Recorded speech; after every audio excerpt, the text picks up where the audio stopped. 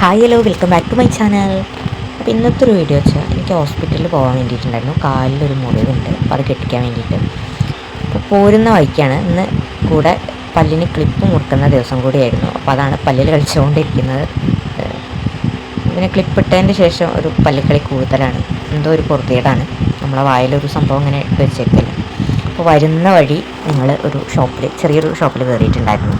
അവിടുന്ന് കുറച്ച് സാധനങ്ങളൊക്കെ വാങ്ങിയിട്ടുണ്ടായിരുന്നു. അല്ലറ ചില്ലറ കുട്ടികൾക്കൊക്കെ ആവശ്യമായിട്ടുള്ള, വീട്ടിലേക്ക് ആവശ്യമായിട്ടുള്ള പച്ചക്കറി ഒക്കെ വാങ്ങിച്ചിട്ടുണ്ടായിരുന്നു. അപ്പോൾ നമ്മുടെ പഴങ്ങളുടെ റാണിയായ മാങ്കോസ്റ്റിനെ കണ്ടു ഞാൻ. അതൊന്ന് കയ്യിലൊക്കെ എടുത്ത് കുറച്ച് വാങ്ങിച്ചിട്ടുണ്ടായിരുന്നു. അപ്പോൾ അതാണിത്. അപ്പോൾ ഒന്നുകൂടെ ഞാൻ വെറുതെ ഒരു ഫോട്ടോ ഒക്കെ എടുക്കാമെന്ന് വിചാരിച്ചിട്ട് അപ്പോൾ വാങ്ങിയ സാധനങ്ങളൊക്കെ ഇതാണ്. അപ്പോൾ ഇതിൽ ഒരു വാങ്ങിയ ഐറ്റം വെച്ചിട്ട് ഒരു പാചകം, അതായത് ഒരു ഫ്ലോപ്പായിട്ടുള്ള പാചകം തന്നെ പറയാം. ഞാൻ ഇതൊക്കെ കണ്ടപ്പോൾ നല്ല ടേസ്റ്റ് ഉണ്ടായിരിക്കും എന്ന് വിചാരിച്ചു. രാഗിയുടെ ഒരു സേമിയ ടൈപ്പാണ്.